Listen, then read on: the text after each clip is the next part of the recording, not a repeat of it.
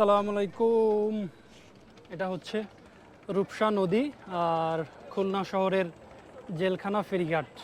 সকাল এখন 6:45 বাজে। আমরা এখানে এসে পৌঁছি 5টার সময়। ঢাকা থেকে রওনা দিয়েছিলাম রাত 12:30টার পরে। মোটামুটি আমাদের 4 থেকে 4.5 ঘন্টা সময় লাগে, মাঝখানে হোটেল বিরতি সহ।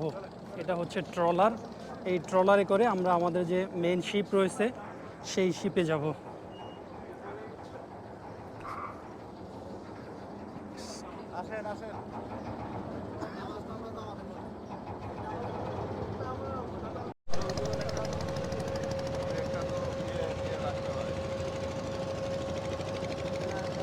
আমরা ঠিক এই পাশ থেকে আসলাম। খুলনা শহরের যে জেলখানার ঘাট রয়েছে, ফেরিঘাট, যাচ্ছি সামনের দিকে আমাদের যে ক্রুজ রয়েছে বা শিপ, সেই দিকে যাচ্ছি এই ছোট ট্রলার করে।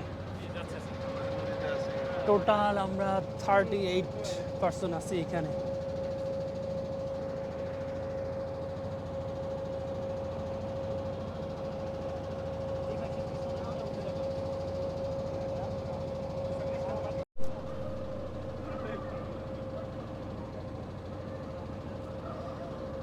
ঢাকা থেকে আমরা আসলাম সোহাগের এলিট শ্রেণীর যে বাসগুলো আছে সেইগুলো দিয়ে। সিট হচ্ছে 40টা, যদিও আমরা 38 জন আসি, আর সেটা রিজার্ভ নিয়ে আসা হয়। রিজার্ভ ভাড়া ছিল 80,000 টাকা।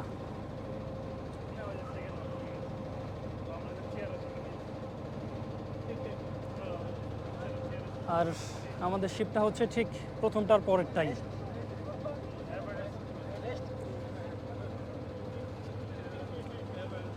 এই শিপের 3টি তলা রয়েছে। আমি প্রত্যেকটি তলায় কোথায় কি রয়েছে প্রত্যেকটি আমি ইনশাল্লাহ ঘুরে ঘুরে দেখাবো।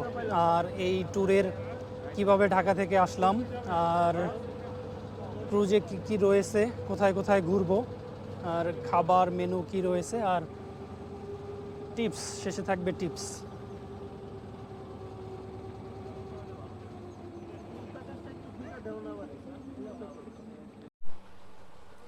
কাকতালীয়ভাবে এই ক্রুজের ধারণ ক্ষমতাও হচ্ছে, গেস্ট ধারণ ক্ষমতাও 40 জন। আর গেস্ট রুম রয়েছে 15টি। এর ভিতরে ডিলাক্স, এক্সিকিউটিভ এবং family suite, standard twin, economy triple সহ বিভিন্ন গেস্ট রুম রয়েছে। প্রত্যেকটি আমি ঘুরে ঘুরে আপনাদের দেখাবো।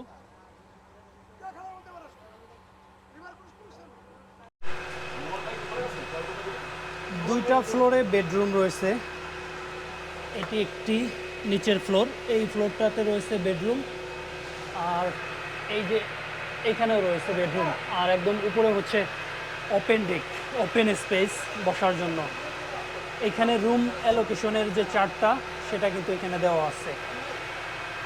এখানে আমাদের সাথে অন্যান্য যারা আছেন ওনারা থাকবেন, আর আমি থাকবো হচ্ছে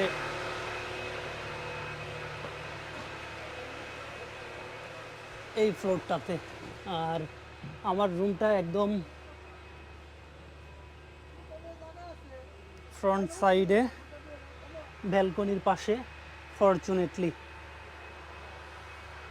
ছোট রুম, তবে খুবই সাজানো গোছানো, খুবই পরিপাটি। দেখুন,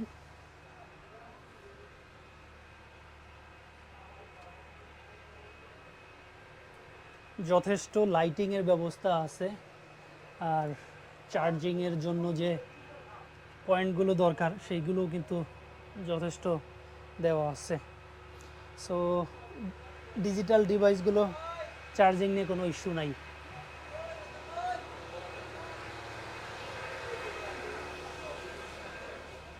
এটা হচ্ছে ডাইনিং।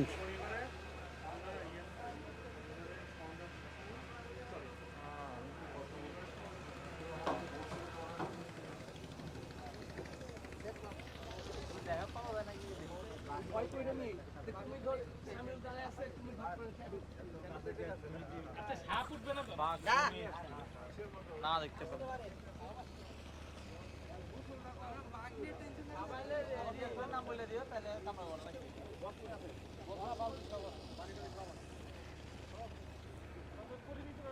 আশেপাশে শত শত জাহাজ।